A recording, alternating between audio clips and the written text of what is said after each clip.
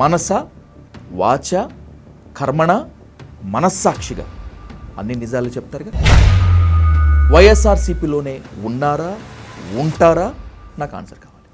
నా రాజకీయ ప్రస్థానం వైఎస్ఆర్సీపీతోటే ముగుస్తుంది.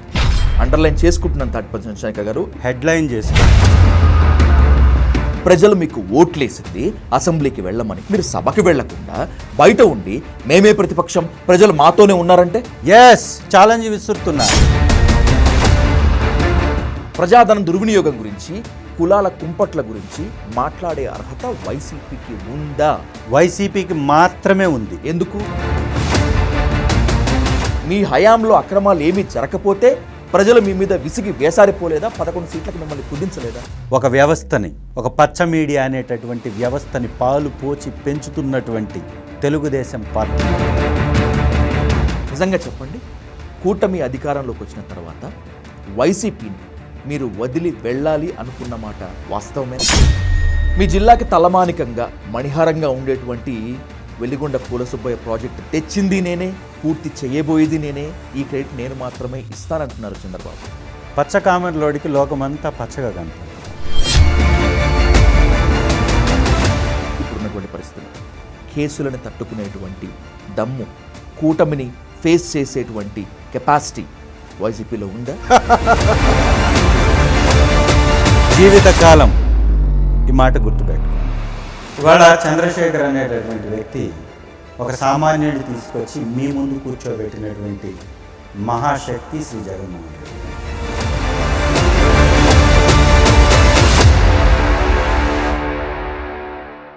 మరో 15 ఏళ్ళు ఆంధ్రప్రదేశ్లో మేమే అధికారంలో ఉంటాం. ఇది డిప్యూటీ సీఎం పవన్ కళ్యాణ్ నుంచి సీఎం చంద్రబాబు నాయుడు వరకు చెప్పేటువంటి మాట. 15 ఏళ్ళు కాదు, 15 నెలలకు కూడా కలిసి ముందుకు ట్రావెల్ చేయలేకపోతున్నారు. మీరుండేదేంటి, రాబోయేటువంటి రోజుల్లో మాదే అధికారం అనేటువంటిది వైసీపీ వాదన. ఉన్నటువంటి 11 మంది ఎమ్మెల్యేల్లో ఎవరుంటారో, ఎవరు జారిపోతారో ముందు చూసుకుందాం అనేటువంటి వాదనలు వస్తున్నటువంటి ఈ నేపథ్యంలో, అన్నింటికి మించి ప్రతిపక్షం లేకపోయినా కూడా ఈసారి అసెంబ్లీ సమావేశాలు హాట్గా జరిగినటువంటి ఈ నేపథ్యంలో రాబోయేటువంటి రోజుల్లో ఆంధ్రప్రదేశ్లో రాజకీయ పరిణామాలు ఏ విధంగా ఉంటాయి అనేటువంటి దానిపై ఇన్ డీటెయిల్గా, ఇన్ డెప్త్గా డిస్కస్ చేద్దాం. Let's invite Prakasam district Yerragondapalem YSRCP MLA Tatiparthi Chandrasekhar garu అంటూ the dial news hot seat with Vijay Sathu. Chandrasekhar garu నమస్తే, వెల్కమ్ టు డయల్ న్యూస్. ఎప్పుడో ఎమ్మెల్యే కాకముందు మీరు వైఎస్ఆర్సీపీ అధికార ప్రతినిధిగా ఉన్నప్పుడు మనం ఇంటరాక్ట్ అయ్యాము. ఆఫ్టర్ ఎ లాంగ్ టైం ఎమ్మెల్యేగా మళ్ళీ హాట్ సీట్లో కూర్చున్నందుకు first of all congratulations. Thank you. ఒక మనిషి లేదంటే ఒక వారియర్ జీరో పొజిషన్ నుంచి ఎలా ఎదగాలో, ఎలా ఫైట్ చేయాలో మిమ్మల్ని చూసి నేర్చుకోవాలి. ఇది బోస్టింగ్ కాదు, ఫ్లాటరింగ్ అంతకన్నా కాదు, ఆన్ రికార్డ్ చెప్పాల్సినటువంటి సత్యం. Thank you. Let's coming to the straight point. మనస వాచ కర్మణ మనస్సాక్షిగా అన్ని నిజాలు చెప్తారుగా. ఖచ్చితంగా నిజాలే మాట్లాడుకుందాం కదా. ఖచ్చితంగా మొదటి ప్రశ్నతోనే మాట్లాడుకుందాం. వైఎస్ఆర్సీపీలోనే ఉన్నారా, ఉంటారా? నాకు ఆన్సర్ కావాలి. 100% వైఎస్ఆర్సీపీతోటే నా ప్రస్థానం మొదలైంది. నా రాజకీయ ప్రస్థానం వైఎస్ఆర్సీపీతోటే ముగుస్తుంది. అండర్లైన్ చేసుకుంటున్నాను తాటిపల్లి చంద్రశేఖర్ గారు. ఇదే ఇష్యూ హెడ్లైన్ చేసుకోండి. తప్పకుండా లాస్ట్లో ఖచ్చితంగా ఇన్ డీటెయిల్గా మాట్లాడుకుందాం. ఏంటి, ప్రతిపక్షం లేకపోయినా కూడా మొన్న జరిగిన అసెంబ్లీ సమావేశాలు హాట్గా జరిగాయి. బీజేపీ ఎమ్మెల్యే సుజనా చౌదరి చంద్రబాబు నాయుడు గారిని టార్గెట్ చేస్తే, జనసేన ఎమ్మెల్యే బొలిశెట్టి సత్యనారాయణ కూడా టార్గెట్ చేశారు. ఏం జరుగుతుంది కూటమిలో? మీరేమన్నా కుంపట్లు పెడుతున్నారో వైసీపీ? మొట్టమొదటిగా ప్రతిపక్షం లేదు అనే మాటను మీరు వెనక్కి తీసుకోవాలి. సభలో లేదు కదా. సభలోకి వెళ్ళాలని ఉంది, సభ బయట ప్రశ్నిస్తూనే ఉంది, ప్రజల కోసం నిలబడుతూ ఉంది, ప్రజాగళాన్ని వినిపిస్తూ ఉంది. ఈ రాష్ట్రంలో జరుగుతున్నటువంటి కుటిలమైన కుట్రల ప్రభుత్వం మీద, కూటమి ప్రభుత్వం మీద అలు పెరగని పోరాటం చేస్తూ 15 నెలల్లో దాదాపు 10 పైన ప్రజా ఉద్యమాలను నడిపించినటువంటి పార్టీ వైఎస్ఆర్ కాంగ్రెస్ పార్టీ ప్రతిపక్ష పార్టీ. మేము గర్వంగా చెప్పుకుంటాం, ఘనంగా చెప్పుకుంటాం. మీరు గర్వంగా చెప్పుకుంటే ఘనంగా చెప్పుకుంటే సరిపోదు. ప్రజలు మీకు ఓట్లేసింది అసెంబ్లీకి వెళ్ళమని, ప్రజలు మీకు ఓట్లేసి అసెంబ్లీకి పంపించింది వాళ్ళ సమస్యల్ని గర్జించమని, ప్రజలు మీకు ఓట్లేసి అసెంబ్లీకి పంపించింది ఆ సమస్యలకు పరిష్కారం చూపించండి మహాప్రభు అని. మీరు సభకి వెళ్లకుండా బయట ఉండి మేమే ప్రతిపక్షం, ప్రజలు మాతోనే ఉన్నారంటే సభకు వెళ్ళలేదని అసత్యపు ప్రచారం చేసినంత మాత్రాన నిజమైపోదు. మొట్టమొదటిసారి సభ నిర్వహించేటప్పుడు వైఎస్ఆర్ కాంగ్రెస్ పార్టీ ప్రతిపక్ష పార్టీగా సభలో అడుగుపెట్టి ఈ రాష్ట్రంలో జరుగుతున్నటువంటి మారణకాండ మీద, దహనకాండ మీద, దోపిడీ మీద, అల్లర్ల మీద, హత్యల మీద గళమెత్తి డైరెక్ట్గా గవర్నర్ గారికే వినతిపత్రం ఇచ్చాం. 15 వారి ముందు ప్రొటెస్ట్ చేశాం. రెండవసారి మళ్ళీ గవర్నర్ గారి ముందే ప్రతిపక్ష పార్టీగా వైఎస్ఆర్ కాంగ్రెస్ పార్టీ ఒకటే ఈ శాసనసభలో ఉంది. ఉన్నటువంటి ఒకే ఒక పార్టీ ప్రతిపక్ష పార్టీ వైఎస్ఆర్ కాంగ్రెస్ పార్టీ. ఈ రాష్ట్రంలో ఉన్నటువంటి సమస్యల మీద మాట్లాడాలి అంటే ప్రతిపక్ష పార్టీగా హోదా గుర్తింపు ఇవ్వండి తగిన సమయం కోసమని గుచ్చి ఒక్కాణించి చెప్పాం. ఇంకా అంతకంటే ఏం చేసేయాలి? సమయం వరకు. రెండవది ప్రతిపక్ష పార్టీ అసెంబ్లీలో మాట్లాడాలి మీరు అనుకుంటున్నారు. స్పీకర్ అనుకోవాలిగా, అధికార పక్ష నాయకుడు అనుకోవాలిగా, ఆ పార్టీ ముఖ్యమంత్రిగా ఉన్నటువంటి తెలుగుదేశం పార్టీ అనుకోవాలి కదా. ఎవరు అనుకుంటున్నారు? ప్రజాస్వామ్యం అంటే ప్రతిపక్షం లేకుండా ప్రజాస్వామ్యం ఉంటుందా, గెలుస్తుందా, నిలబడుతుందా? మరి ప్రతిపక్షం లేకుండా ప్రతిపక్ష హోదా మీరు ఇవ్వలేము అంటున్నప్పుడు ఎక్కడ ఉందో చూపించమంటే ఏదో జీతాలకు సంబంధించినటువంటి క్లాజును తీసుకొచ్చి మాట్లాడడం తప్ప ఇప్పటివరకు చూపించారా? వైఎస్ఆర్ కాంగ్రెస్ పార్టీ న్యాయస్థానాన్ని కూడా ఆశ్రయించింది. న్యాయస్థానం అడిగినటువంటి ప్రశ్నకి సమాధానం చెప్పగలిగారా? కూటమి ప్రభుత్వం చేస్తున్నటువంటి ప్రతి తప్పు మీద, ప్రతి వ్యవహారం మీద, ప్రతి కార్యక్రమం మీద ఒక యుద్ధ ప్రాతిపదికన ప్రజల వైపు నిలబడుతుంది ఎవరు? ప్రతిపక్ష పార్టీ కాదా? అసెంబ్లీలో ఎవరి కోసమో సాటిస్ఫై చేయడం కోసం కాదు వెళ్ళాల్సింది అసెంబ్లీకి. సమస్యల్ని ప్రస్తావించడం కోసం వెళ్ళాలి. సమస్యకి అడగడానికి కావాల్సినటువంటి సమయాన్నే కదా అడుగుతుంది. అలవెన్సెస్ కోసం, జీతాల కోసం అడుగుతున్నామా మేము? ఇవాళ స్పీకర్ మాట్లాడుతున్నటువంటి వ్యవహార సరళి ఎలా ఉంది? స్పీకర్ గారు స్పీకర్ సీట్ దిగిన తర్వాత ప్రతిపక్ష నాయకుడి గురించి మాట్లాడుతున్నటువంటి మాట తీరెలా ఉంది? ఇవాళ డిప్యూటీ ముఖ్యమంత్రిగా ఉన్నటువంటి వ్యక్తి మాట్లాడుతున్నటువంటి మాట తీరెలా ఉంది? ఇవాళ మంత్రులుగా ఉన్నటువంటి వారు ప్రతిపక్ష నాయకుడిని మాట్లాడుతున్నటువంటి మాట తీరెలా ఉంది? ఇది హుందాతనమైనటువంటి రాజకీయమా? ఇది అధికారం ఉందనేటటువంటి మదంతో మాట్లాడేటటువంటి చేస్తున్నటువంటి రాజకీయంగా ఉంది తప్ప మరొకటి కాదు. ప్రతిపక్ష పార్టీగా వైఎస్ఆర్ కాంగ్రెస్ పార్టీ సిద్ధంగా ఉంది శాసనసభకి వెళ్ళి మా ప్రాంత ప్రజల యొక్క ఆకాంక్షల్ని, కలల్ని, అభివృద్ధిని ఆకాంక్షిస్తుంది పార్టీ. వారికి ఉన్నటువంటి సమస్యలను తీర్చాలనుకుంటుంది. కాబట్టే అసెంబ్లీకి వస్తాం, మాకు తగినటువంటి సమయం ఇస్తామని చెప్పే దమ్ము, ధైర్యం ఉంటే చెప్పని అడుగుతున్నాం. మేము అలవెన్సెస్ అడగట్లేదు. మేము అడుగుతుంది కేవలం మాట్లాడే హక్కును అడుగుతున్నాం. మాట్లాడే హక్కు ఇస్తే మీకేం పోతుంది? ఎస్, మీరు చెప్పండి, 11 మంది రాండి, మీరు అడిగినటువంటి సమయం ఇస్తాం, మీకు కావాల్సినంత సమయం ఇస్తాం, మా మంత్రులతోటి సమాధానాలు చెప్పిస్తాం, ప్రతిపక్ష నాయకుడికి, అధికార పక్ష నాయకుడికి ఇచ్చినంత సమయం ఇస్తానని చెప్పటానికి మీరెందుకు భయపడుతున్నారు? తెలుగుదేశం పార్టీ ఎందుకు భయపడుతుంది? ప్రభుత్వం ఎందుకు భయపడుతుంది? ఎన్ని ప్రెస్ మీట్లు, ఎన్ని అబద్ధాలు మాట్లాడుతున్నారు? ఇవాళ అసెంబ్లీ సాక్షిగా శాసనసభలో అప్పుల మీద చేసినటువంటి తప్పుడు సమాచారం, తప్పుడు ప్రసంగం, గవర్నర్ గారితో 10 లక్షల కోట్లు అనిపించి ఇవాళ 6.5 లక్షల కోట్లే అన్నారు అంటే ఎలాంటి తప్పులు చేస్తున్నారు? అదే డిప్యూటీ ముఖ్యమంత్రి 122 సార్లు హైదరాబాద్కు వచ్చాడు. ఎన్ని రోజులు శాసనసభ నిర్వహించిన తర్వాత తన ఛాంబర్లో కూర్చున్నాడు? 100 సార్లు పైగా నారా లోకేష్ గారు హైదరాబాద్కు వచ్చారు. అంటే 12-13 నెలల్లో 100 సార్లు ప్రజాధనాన్ని దుర్వినియోగం చేస్తూ హెలికాప్టర్లు వేసుకొని, స్పెషల్ ఫ్లైట్లు వేసుకొని, స్పెషల్ ఫ్లైట్లలో బేగంపేట ఎయిర్పోర్ట్లో దిగి ప్రజలకు సర్వీసా మీరు చేస్తుంది? మీ టెన్యూర్లో అంటే 2019 నుంచి 2024 మధ్యలో మీ అధినేత జగన్మోహన్ రెడ్డి ఏ ప్రజాధనాన్ని దుర్వినియోగం చేయకుండా, ఏ ప్రజాధనం వాడుకోకుండా బెంగళూరు యలహంక ప్యాలెస్ కి లేకపోతే హైదరాబాద్ కి రాలేదా? సింగిల్ రూపీ, ఎస్, ఛాలెంజ్ విసురుతున్నా, సింగిల్ రూపీ ఆన్ రికార్డ్ ఒక్కసారి కూడా హైదరాబాద్కి ముఖ్యమంత్రిగా విజిట్ చేసినటువంటి పరిస్థితి ఉందా? ఎన్ని రోజులు తాడేపల్లిలో ఉండి పరిపాలించారు? ఒక్కసారి చరిత్ర చూద్దామా? మీ దగ్గర డేటా ఉంటే తీయండి. 15 నెలల కాలంలో శ్రీ జగన్మోహన్ రెడ్డి గారు తాడేపల్లిలో ఎన్ని రోజులు నివాసం ఉన్నారు? ఎన్ని రోజులు వేరే ప్రాంతాలకు వెళ్ళారు? చంద్రబాబు నాయుడు గారు, లోకేష్ గారు, పవన్ కళ్యాణ్ గారు ఎన్నిసార్లు హైదరాబాదు షికార్లకు వచ్చినట్టు ప్రతి వారం 2-3 రోజులు ఇక్కడ. ఏకంగా డిప్యూటీ ముఖ్యమంత్రి గారు అయితే 122 సార్లు. ఎవడి సొమ్ము? ప్రజాధనాన్ని దుర్వినియోగం చేస్తూ మీరు కోట్ల కొద్దీ డబ్బుని ఈ విధంగా వాడేస్తూ అప్పనంగా అడ్డగోలుగా ప్రజాభూముల్ని రూపాయికి దారాదత్తం చేస్తూ ఒక సింగిల్ కంపెనీని తీసుకురాకుండా 15 నెలలు గడిపేశారండి వీళ్ళు. ఇవన్నీ మాట్లాడొద్దా శాసనసభలో? ఇవన్నీ అడగాలా లేదా? వీటన్నిటి గురించి కడగాలా లేదా? అడగాలి, కడగాలి, సమయం కావాలి, నో డౌట్ ఎట్ ఆల్. కావాలి. మీరు చెప్పింది సమయం ఇస్తామని చెప్పించండి. మీకు దమ్ము ధైర్యం ఉంటే నేను కూటమి నేతలను అడుగుతున్నా, సమయం ఇస్తానని చెప్పండి.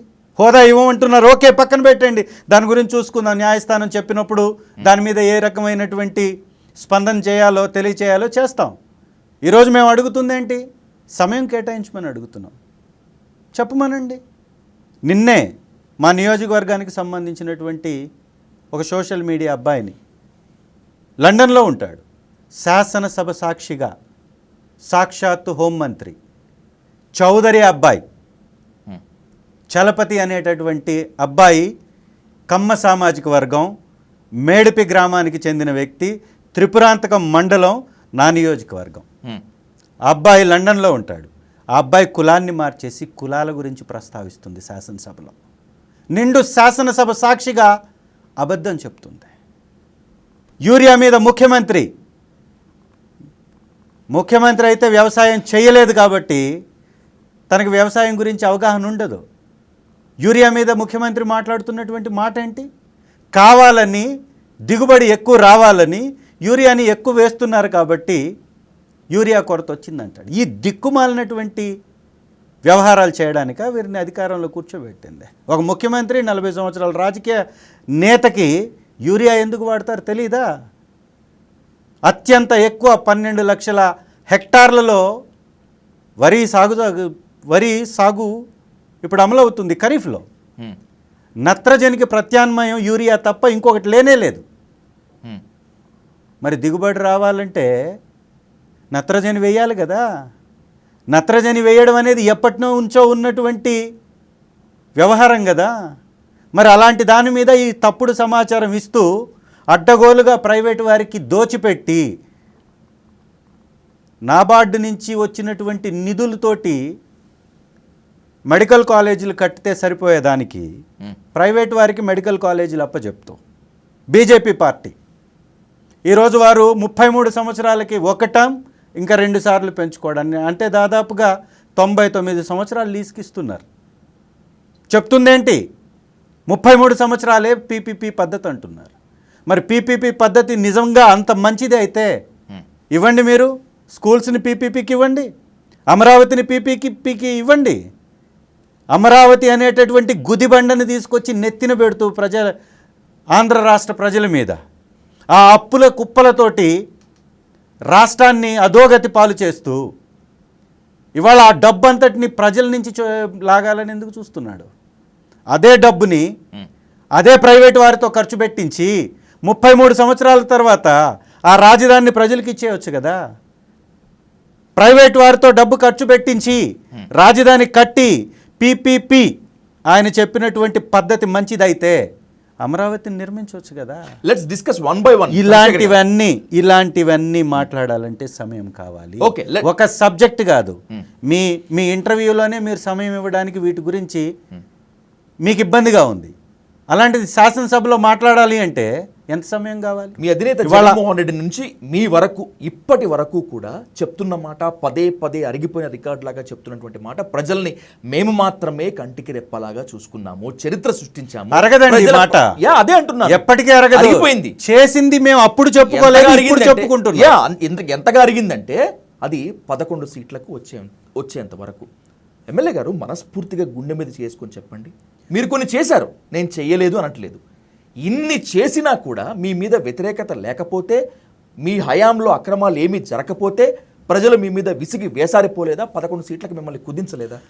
ఈ రాష్ట్రంలో కుల రాజకీయాలు చేసేటటువంటి పార్టీలు, మత రాజకీయాలు చేసేటటువంటి పార్టీలు, రెచ్చగొట్టి ప్రజల్ని భయభ్రాంతులకు చేసేటటువంటి పార్టీలు 40 సంవత్సరాల నుంచి ఒక వ్యవస్థని, ఒక పచ్చ మీడియా అనేటటువంటి వ్యవస్థని పాలు పోచి పెంచుతున్నటువంటి తెలుగుదేశం పార్టీ, అలాగే కులాల్ని రెచ్చగొట్టి కుల ప్రస్తావన తేను అని చెప్పి పవన్ కళ్యాణ్ గారు అనేక రకాలైనటువంటి తప్పుడు సమాచారాలను విస్తృతంగా ప్రచారం చేసి ఇంతకుముందు చెప్పిన విధంగానే చేసి కొంత వ్యతిరేకత తీసుకొచ్చినటువంటి మాట వాస్తవం, ఇది కాదని లేనటువంటి సత్యం.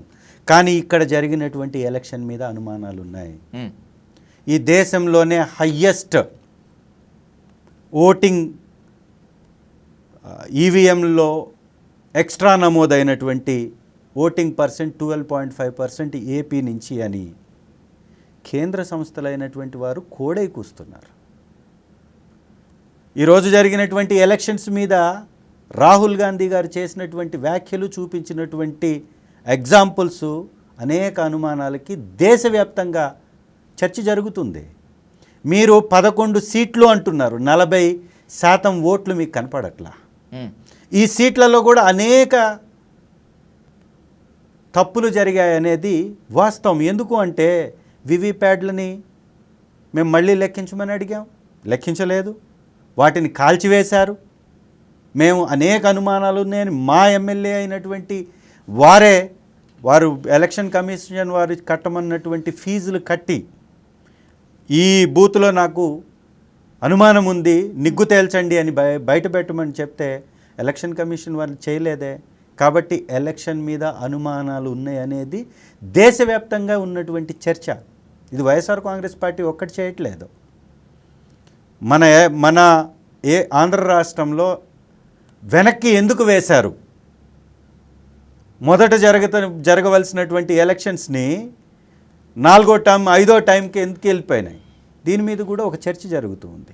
ఇవన్నీ పక్కన పెడితే కొంత వైఎస్ఆర్ కాంగ్రెస్ పార్టీ చేసిన మంచిని చెప్పుకోవటంలో కూడా వెనకబడ్డదనేది మాత్రం వాస్తవం. ఇది కూడా ఒక కారణం అని మాత్రం ఖచ్చితంగా చెప్పవచ్చు. ఈవీఎం స్టాంపరింగ్ అయ్యాయి అనేటువంటిది మీ స్ట్రైట్ ఆన్సరా, అనుమానమా? 100% జరిగింది అనేది అనుమానం లేకుండా చెప్తున్నాం. ఒకవేళ నిజంగా ఈవీఎం ట్యాంపరింగే గనక జరిగి ఉంటే మీరు గెలిచి ఉండకూడదు. ఎర్రగొండపాలెంలో మీ మెజారిటీ దాదాపు 5,000 పైనే, మరి మీరేం ట్యాంపరింగ్ చేసి ఉంటారు? 40,000 మెజారిటీ వస్తుందన్నటువంటి ఎర్రగొండపాలెంలో 5,000 వచ్చింది కాబట్టి అక్కడ ట్యాంపరింగ్ జరిగిందని చెప్తున్నాం. ఎర్రగొండపాలెంలో ఏ బిడ్డ నోటైనా కానీ వైఎస్ఆర్సీపీ మాటే వస్తుంది. ఒక్కసారి చరిత్రను తిరిగేసుకోండి, ఇప్పుడు మళ్ళీ క్రాస్ వెరిఫై చేయండి. నాకు వచ్చినటువంటి నామినేషన్కి వచ్చినటువంటి ప్రజా బలాన్ని కానీ చూస్తే, జన సమూహాన్ని కానీ చూస్తే 50,000 మందికి భోజనాలు సిద్ధపరిస్తే సరిపోలేదు. మాకు 50,000 మంది రోడ్డు మీదకి వచ్చారు ఒక్క నామినేషన్ రోజు. ఒక వ్యక్తి ఒక కుటుంబం నుంచి వచ్చాడంటే ఆ కుటుంబంలో ఎంతమంది ఉంటారండి సభ్యులు? 50,000 మంది రోడ్డు మీదకి వచ్చారంటే ఆ ఓటింగ్ ఎంత ఉంటుంది? ఎక్కడికి పోయింది ఆ ఓటింగ్? నేను గెలిచింది దాదాపు 6,300 పైచీలకు. ఒక ఈవీఎంని పెండింగ్ పెట్టి తెలుగుదేశం వారు 2 ఈవీఎంని లెక్క పెట్టకుండా పక్కన పెట్టేశారు. అది పోయిన తర్వాత 5,300 వచ్చింది. అక్కడే అనుమానం బలపడుతుంది. మీరు ఒక్కసారి కానీ గతంలో వైఎస్ఆర్ కాంగ్రెస్ పార్టీకి వచ్చినటువంటి ఓట్లను చూడండి, తెలుగుదేశం పార్టీకి వచ్చినటువంటి ఓట్లను చూడండి. నాకు వారికి మధ్యలో వ్యత్యాసం కేవలం 7 నుంచి 8,000 మాత్రమే. మరి 35,000 ఓటింగ్ ఉన్నటువంటి వైఎస్ఆర్ కాంగ్రెస్ పార్టీ ఓట్లు ఎక్కడికి పోయాయి? నాకు వారికి ఉన్నటువంటి ఓట్లు 7,000 6,300 అయితే మిగిలినటువంటి ఓట్లు ఎక్కడి నుంచి వచ్చాయి మీకు? తెలుగుదేశం పార్టీకి పడ్డటువంటి ఓట్లు కొత్తగా ఎక్కడి నుంచి ఊడిపడ్డాయి? వైఎస్ఆర్ కాంగ్రెస్ పార్టీకి గత ఓటింగ్కి ఇప్పటి ఓటింగ్కి పెద్ద వ్యత్యాసం లేదు, చాలా నామినల్గానే వ్యత్యాసం ఉంది. మరి మీకు అంత పెద్ద మొత్తంలో ఎలా పెరిగాయి? ఇది కూడా చర్చ ఉంది నియోజకవర్గంలో. సో అనేక ఉదాంతాలు. రాయచోటి శ్రీకాంత్ అన్న కూడా అనుమానం వ్యక్తం చేస్తూ ఈసీని కూడా ఆశ్రయించారు. ఎస్, వారి అనుమానాలను కూడా నిగ్గు తేల్చలేదే. బాలినేని శ్రీనివాసరెడ్డి గారు కూడా అనుమానాన్ని వ్యక్తం చేశారు. వారు ఏ పార్టీలో అయినా ఉండొచ్చు, వారి అనుమానాలని నివృత్తి చేసినటువంటి పరిస్థితి లేదు కదా. ఇప్పుడైతే సైలెంట్ అయిపోయారు కదా, సైలెంట్ చేశారు. అందుకే పార్టీలోకి తీసుకున్నారేమో మరి. అంటే వారు మాట్లాడకూడదు అనే విధంగా వారిని తీసుకున్నారేమో. I'm asking you very straightly Tatiparthi Chandrasekhar garu, నిజంగా చెప్పండి, కూటమి అధికారంలోకి వచ్చిన తర్వాత వైసీపీని మీరు వదిలి వెళ్ళాలి అనుకున్న మాట వాస్తవమేనా? ఖచ్చితంగా అవాస్తవం. వైఎస్ఆర్ కాంగ్రెస్ పార్టీ నుంచి నేను వెళ్ళాలి అనేటటువంటి ఆలోచన ఉంది అని చెప్పినటువంటి వాడు ఖచ్చితంగా రాజకీయ అజ్ఞానై ఉంటాడు. ఆపరేషన్ ఆకర్ష్ ఏం జరగలేదు, 100% చంద్రశేఖర్ మీద జరగదు. Let me ask you very clearly, let's break the silence. Budget సమావేశాలప్పుడు మీరు పార్టీ కండువా వేసుకొని వెళ్ళలేదు అసెంబ్లీకి. అది చూసి జగన్మోహన్ రెడ్డి, ఎందుకు నువ్వు కండువా వేసుకోలేదు, కండువా మారుద్దాం అనుకుంటున్నావా, పార్టీ మారేందుకు సిద్ధంగా ఉన్నావా అని ఆగ్రహం వ్యక్తం చేశారు అని పొలిటికల్ సర్గాల్లో మాత్రమే కాకుండా మీడియాలో కూడా కోడై కూసింది. Is this real? 100% తప్పు. వైఎస్ఆర్ కాంగ్రెస్ పార్టీ ఆ రోజు మా శాసనసభాపక్షం సమావేశమైనప్పుడు నా మెడలో కండ ఉంది. శ్రీ జగన్మోహన్ రెడ్డి గారితో కలిసి అసెంబ్లీలోకి వెళ్ళినప్పుడు కండ ఉంది. అసెంబ్లీలో నేను ఉన్నప్పుడు కూడా కండ ఉంది. ఎప్పుడైతే నేను పైకి లేచానో, మేము పైకి లేచినప్పుడు కండవ జారి కింద పడ్డది. శాసనసభలో అందరు లేచి నిలబడ్డప్పుడు, స్పీకర్ గారు నిలబడ్డప్పుడు కిందకు వంగి ఆ కండవ తీసుకోవడం అనేది సబబు కాదు అని నేను వంగి తీసుకోలేదు. తర్వాత మళ్ళీ అందరం కూర్చున్న తర్వాత మళ్ళీ కండవ ఉంది. ఇది శాసనసభలో అన్ని కెమెరాల్లో ఉంటుంది, మా వైఎస్ఆర్ కాంగ్రెస్ పార్టీ మా ఆఫీస్లో ఉంటుంది, అన్ని చోట్ల ఉంటుంది. ఇది తెలుగుదేశానికి చంద్రశేఖర్ అనేటటువంటి వ్యక్తి మీద తప్పుడు ప్రచారం చేయడానికి అదొక కారణంగా దొరికింది, అదొక అవకాశంగా దొరికింది. దాన్ని సిల్లీ థింగ్ అంటే వాళ్ళ దిగజారుడు రాజకీయానికి అదొక పరాకాష్ట. సో దాన్ని అలా వాడుకున్నారు. వైఎస్ఆర్ కాంగ్రెస్ పార్టీ ఇక్కడ చూడండి, గుండెల మీద సింబల్ వేసుకున్నా నేను, అర్థమైందా? కండ వేసుకోవడం ఏముంది? ఇది చంద్రశేఖర్ యొక్క క్రెడిబిలిటీ. ఏ ప్రశ్నతో అయితే ప్రారంభించానో అదే ప్రశ్నని మళ్ళీ తీసుకొస్తున్నాను. వైసీపీతోనే ఉంటారు, వైసీపీలోనే ఉంటారుగా? వైసీపీతో ఉంటాను, వైసీపీతోనే నా రాజకీయ జీవితం ముగుస్తుంది అని చెప్తున్నాను. 2019లో మైలవరం నుంచి ఎమ్మెల్యేగా గెలిచిన వసంత కృష్ణప్రసాద్ కూడా ఇదే మాట్లాడినారు. కట్ చేస్తే 2024కి ఆయన అదే మైలవరం ఎమ్మెల్యేగా టీడీపీలో ఉన్నారు. ఇవాళ చంద్రశేఖర్ అనేటటువంటి వ్యక్తి ఒక సామాన్యుడిని తీసుకొచ్చి మీ ముందు కూర్చోబెట్టినటువంటి మహాశక్తి శ్రీ జగన్మోహన్ రెడ్డి గారు. ఆయన లేకపోతే చంద్రశేఖర్ అనేవాడు ఎమ్మెల్యే అవ్వలేడు. ఇది చంద్రశేఖర్ ఎమ్మెల్యే అనేటటువంటి పదాన్ని ఇచ్చింది శ్రీ జగన్మోహన్ రెడ్డి గారు. వైఎస్ జగన్మోహన్ రెడ్డి గురించి జీవితకాలం ఈ మాట గుర్తుపెట్టుకోండి. జీవితకాలం వారికి రుణపడి ఉంటాం, వారి కోసం ఎలాంటి త్యాగానికైనా సిద్ధం.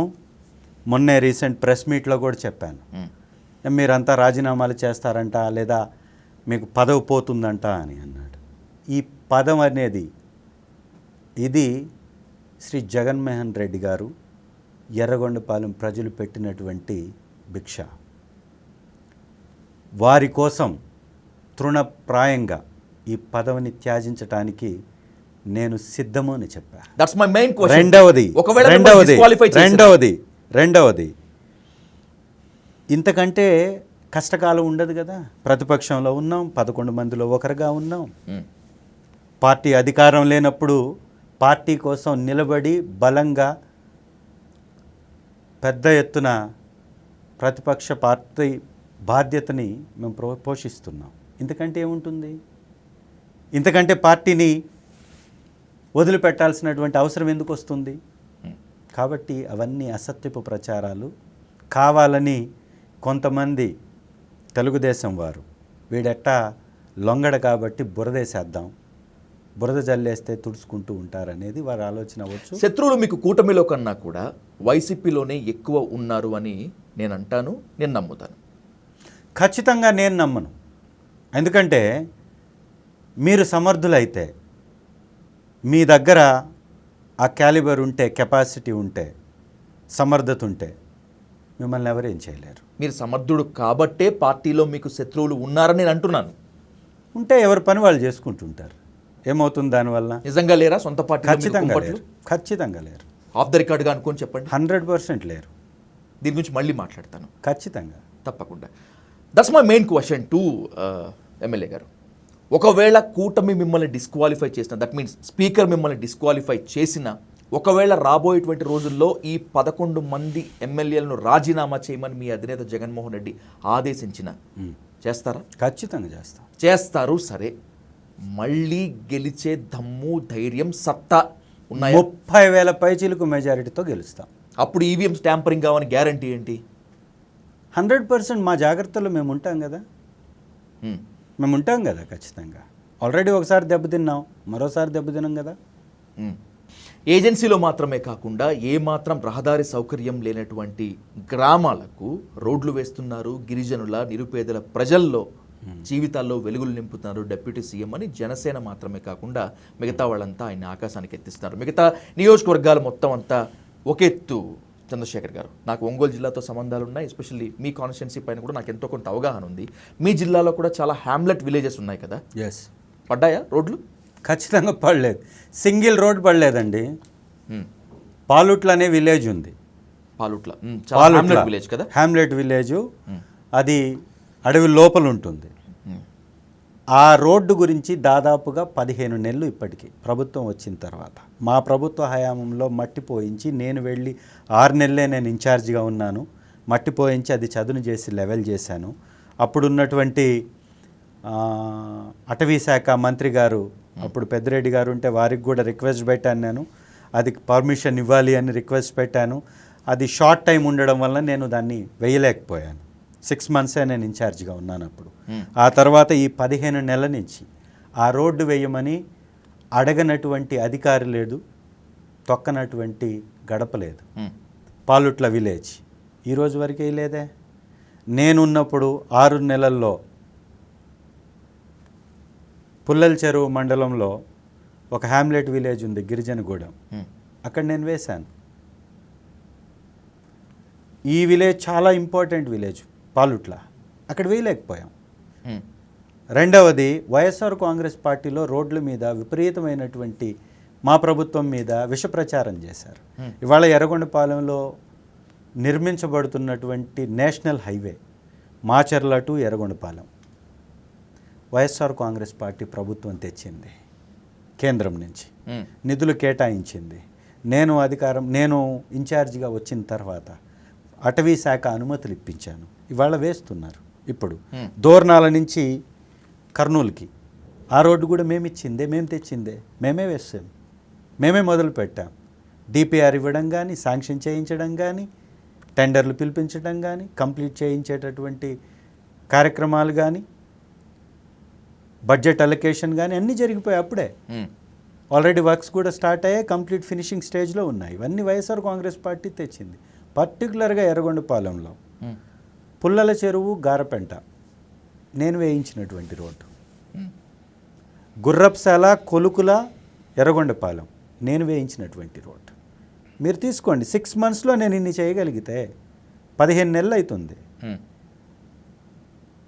సర్పంచులకు వచ్చినటువంటి నిధుల్ని, ఎన్ఆర్జీఎస్ కింద వచ్చినటువంటి నిధుల్ని, వీటన్నిటిని డైవర్ట్ చేసేసి గ్రామాల్లో అక్కడక్కడ కొన్ని రోడ్లు వేశారు. ఎవరి డబ్బుతో?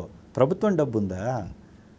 వైఎస్ఆర్ కాంగ్రెస్ పార్టీ సర్పంచులు కాబట్టి సర్పంచుల నిధుల్ని కొట్టేసి సర్పంచులకు వచ్చేటటువంటి అవకాశాలను తీసుకొని వీరు వేశారు కొన్ని రోడ్లు, ఇంటర్నల్ రోడ్స్, అవే మేము వేసామని చెప్పుకుంటూ ఉంటారు. పంచాయతీరాజ్ శాఖ మంత్రిగా ఆంధ్ర రాష్ట్ర బడ్జెట్ నుంచి రోడ్లకి కేటాయించినటువంటి డబ్బు ఎంత, వినియోగించినటువంటి డబ్బు ఎంత, వేసినటువంటి రోడ్లు ఎన్ని, ఇది బయట పెట్టమనండి. కేంద్రం నుంచి వచ్చేటటువంటి జాతీయ నిధుల్ని, జాతీయ ఉపాధి హామీ ఆ డబ్బుని కొట్టేసి కలరింగ్ ఇచ్చుకోవడం కాదు. మీరు చేసిన పని చెప్పండి అంటున్నాను. లెక్కలు తీస్తే ఓకేనా? కూటమి కనుక లెక్కలు తీస్తే ఖచ్చితంగా తీయలేరంటున్నా. చేసింది ఏమీ లేదు, డొల్లా. నేను చెప్తున్నాను, Duvvali road, Yerragondapalem to Duvvali road, Dupadu to Nadigadda road, Gurijepalli to Dupadu road, Mudivemula road, Ainamukkala road. నేను అడిగాను, రిక్వెస్ట్ పెట్టాను, కలెక్టర్ దగ్గర పెట్టాను. ఈ రోజు వరకు శాంక్షన్ లేదు. ఇక ముందు కూడా అవుతాయి. ఈ రోజు కూడా శాంక్షన్ లేదు. మరి ఏ రోడ్ వేసావు నువ్వు వేసిన రోడ్ ఏదయ్యా? నువ్వు వేసిన రోడ్ ఏది? నువ్వు తెచ్చిన బడ్జెట్ ఏది? ఎర్రగొండపాలెంలో నేను మొట్టమొదటి రోజు నుంచి, మీ ప్రభుత్వం వచ్చిన రోజు నుంచి అడుగుతున్నటువంటి 22 రోడ్లలో ఒక్క రోడ్ వేసావా అని అడుగుతున్నాను నేను. ఇవన్నీ ఇంపార్టెంట్ విలేజెస్. ఐనముక్కలు అనేటటువంటి విలేజ్ దోర్నాల పక్కనే ఉంటుంది. రోడ్లు లేవు, మురికి కూపం. ఈరోజు కూడా వాటర్ నిలిచింది అక్కడ ఐనముక్కల్లో. సో ఇవన్నీ కూడా చేయాల్సింది. ముఖ్యంగా త్రిపురాంతకం టు ఎర్రగొండపాలెం రోడ్డు మా ప్రభుత్వంలో 2 lanes కింద మేము శాంక్షన్ చేయించాం.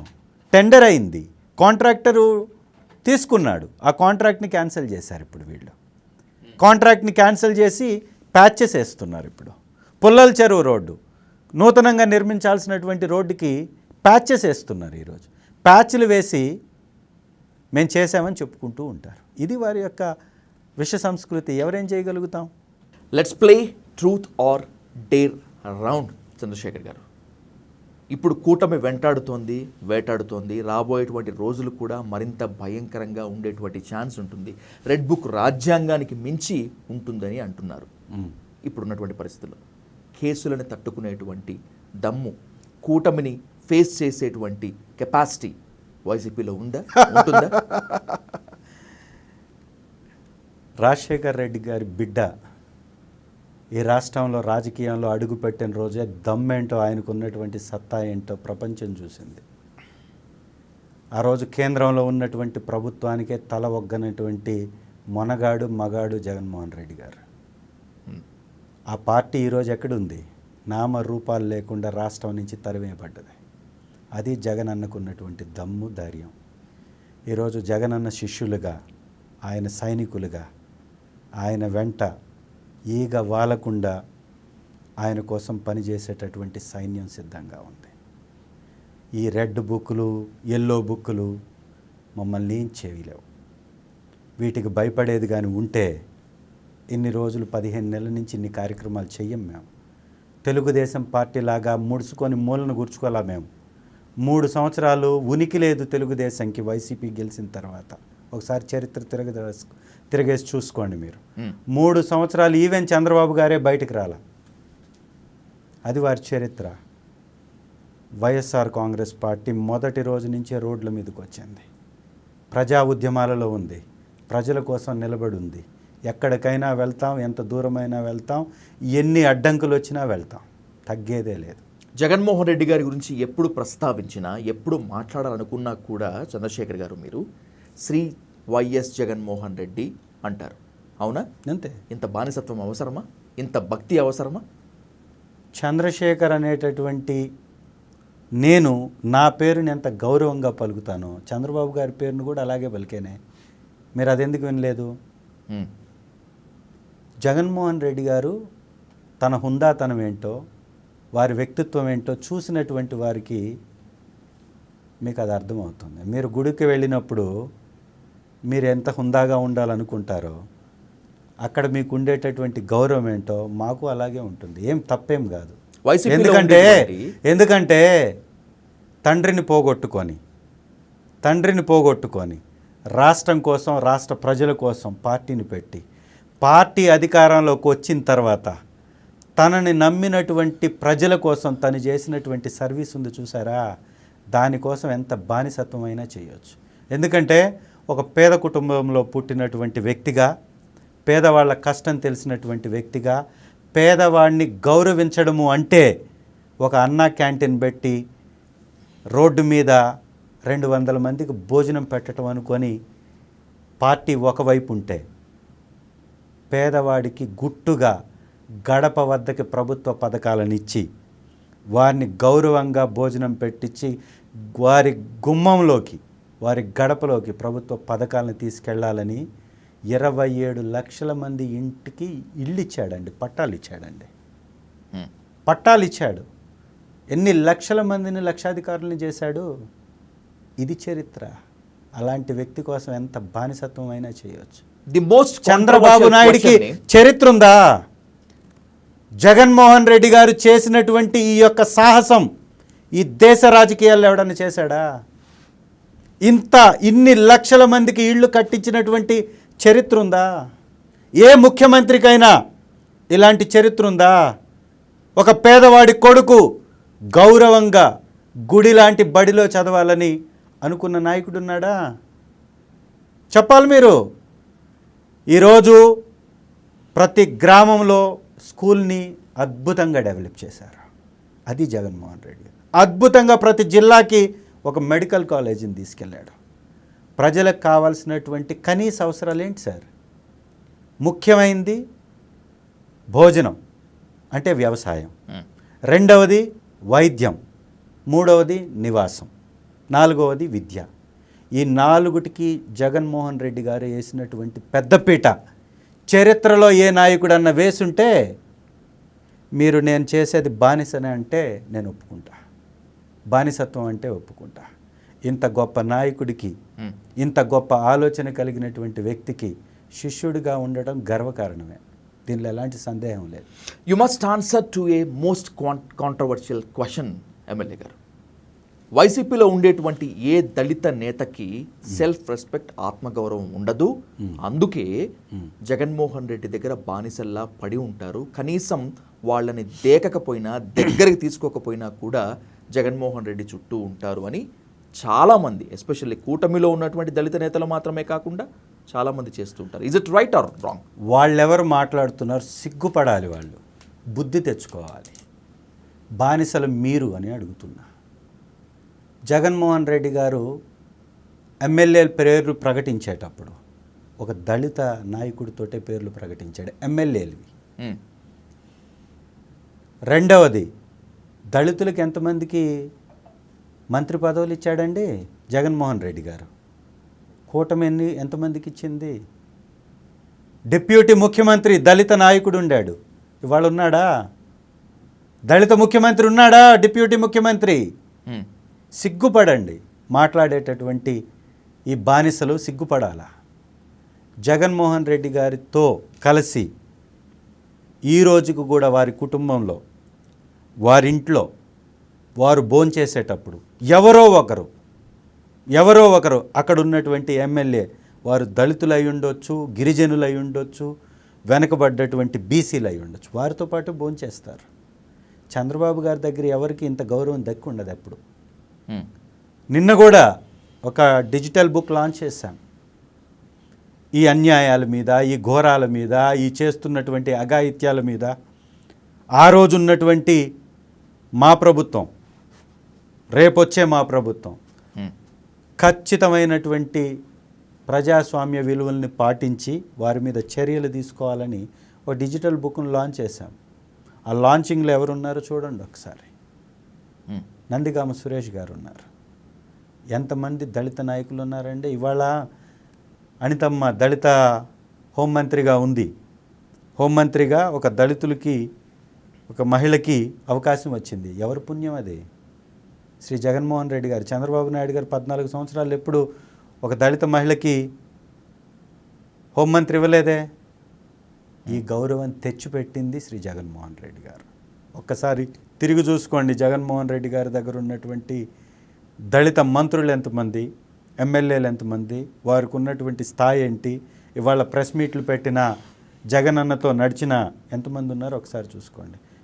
నేను చాలామంది తెలుగుదేశం పార్టీలో ఉన్న దళిత నాయకుల పేర్లు గతంలో కూడా చెప్పాను.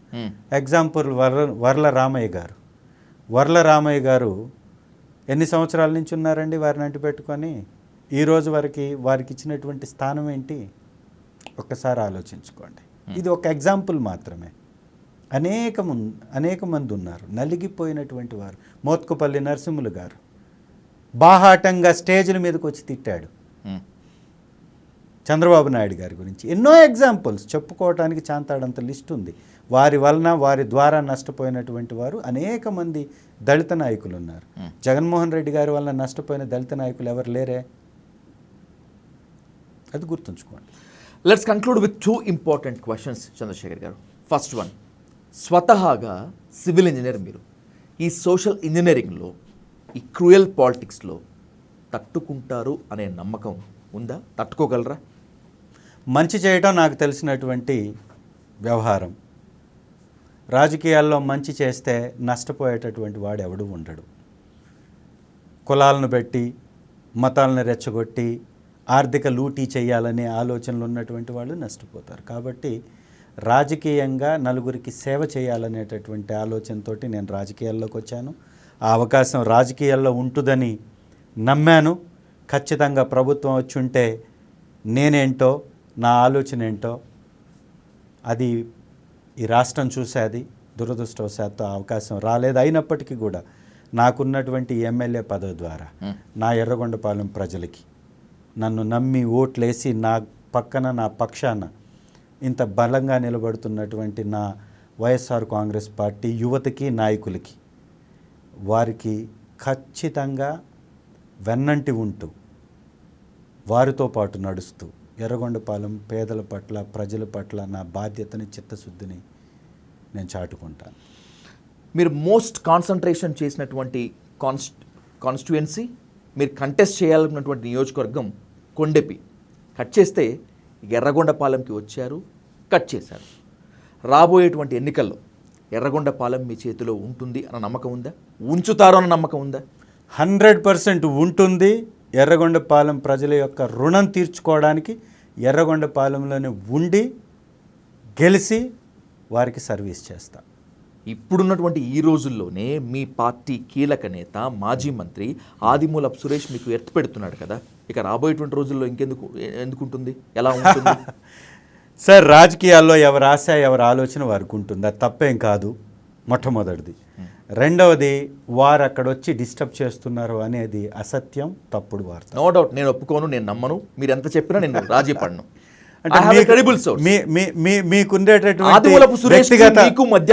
వ్యక్తిగత ఆలోచన ఏదో ఉన్నట్టుగా ఉంది. I have no personal interest. నేను గ్రౌండ్ రిపోర్ట్లకి వెళ్ళి తెలుసుకొని మాట్లాడుతున్నాను. ఆదిమూలపు సురేష్కి మీకు మధ్య ఉన్నటువంటి కోల్డ్ వార్ని సర్ది చెప్పి కవరప్ చేసే ప్రయత్నం జగన్మోహన్ రెడ్డి గారు చేయలేదా? ఈ పంచాయతీ జగన్ దగ్గరికి వెళ్ళలేదా? చాలా సిల్లీ మాట అండి ఇది. నాకు వారికి మధ్యలో అసలు కోల్డ్ వార్ ఏంటి? నేను ఒక ప్రాంత ఎమ్మెల్యేని, వారు ఇంకో ప్రాంత ఇన్ఛార్జిగా ఉన్నారు. మా ఇద్దరి మధ్య కోల్డ్ వార్ ఎందుకు ఉంటుంది? రాబోయేటువంటి కంటెస్ట్ చేయాలనేటువంటిది ఆదిమూలపు సురేష్ గారి థాట్ అట. కొండెపి వద్దంటున్నారు. మీకు చెప్పారా? ఆఫ్ ద రికార్డ్ బయట బాగా నడుస్తుంది టాక్, నేను కూడా తెలుసుకున్నాను. ఖచ్చితంగా సోర్స్ రాలేదు, నా దగ్గరకైతే అలాంటి సోర్స్ రాలేదు. సార్, ఒకటి నేను ఇందాకే చెప్పాను, నీలో సమర్థత ఉంటే నిన్నెవరేం చేయలేరు. ఇది నేను నమ్మేటటువంటి సిద్ధాంతం. రెండవది, రాజకీయంగా ఆదిమూలపు సురేష్ గారు ఉన్నతమైనటువంటి స్థానంలో ఉన్నటువంటి వ్యక్తి. అలా వ్యవహరిస్తారు అని మీరు అనుకోవాల్సినటువంటి అవసరం లేదు. రాజకీయాలు చాలా క్రూరంగా ఉన్నాయి చంద్రశేఖర్ గారు, మీ ఇంకా అమాయకంగానే ఉన్నారు. So what ever it may be, ఇది మీ కాన్ఫిడెన్స్ లెవెల్స్కి నేను ఖచ్చితంగా హ్యాట్స్ ఆఫ్ చేస్తాను. ఇంట్రోలో చెప్పాను, 0 నుంచి ఈ పొజిషన్కి వచ్చారు. ఎలా ఎమ్మెల్యే అవుతాళ్లే అనుకున్నారు, మీరు అయి చూపించారు.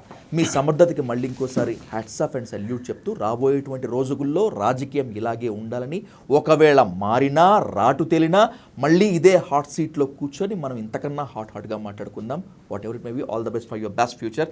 Thanks for your interview. Thank you అండి. థ్యాంక్ యూ విజయ్ గారు. Thank you.